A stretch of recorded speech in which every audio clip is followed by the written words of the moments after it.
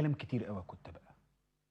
ماتشات البطوله جامده قوي، والليفل بيتهيألي احنا ما كناش متخيلين ان هو بالريتم ده. كنا متخيلين ان الريتم ممكن يبقى ايه، لعبه جايه تعبانه شويه، البطوله لاول مره بتتلعب، احنا متفاجئين بريتم عالي، ماتشات بنتائج غريبه، طحن من الدقيقه الاولى. يعني الافتتاحيه كانت عندنا، انما شفنا بعد كده ماتشات جامده قوي.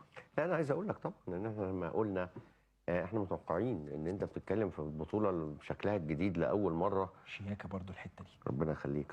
في هنا برضو نفس الموضوع، بس على فكره تحس ان اختلاف برضو. في اختلاف. يعني الشوبينج في امريكا عامل شغل عالي. لا ده انا جاي بيه، والله ده انا جاي بيه. هم لو شفت بقى بكره تخيلنا طبعا ابراهيم 32 فريق وفرق كبيره، انت بتتكلم على فرق الاعظم على مستوى العالم. يعني انت بتتكلم حتى اوروبا 12 فريق، وبتتكلم على فرق من الفرق.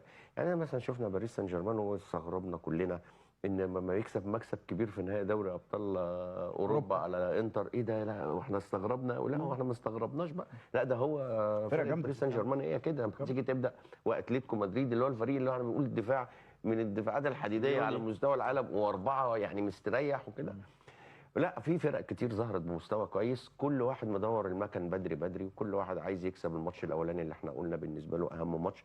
النادي الاهلي كان يقدر حتى يكسب الماتش بسهوله الاولاني، ولكن بطوله حلوه، ومتوقعين كمان حتى في الادوار اللي بعد كده هتبقى احلى من كده بكتير، والمنافسه هتبقى شديده. فرق كتير جايه تلعب على المنافسه، فرق كتير شايفه ان هي مثلا ليها ليميت عايزه توصله. يعني انا اقول لك على حاجه، انا وده برضو موضوع غريب، انا ما اتفرجت على فرقه بالميراس، واكيد طبعا هنتكلم مع الكباتن، شفت فرقه كويسه قوي.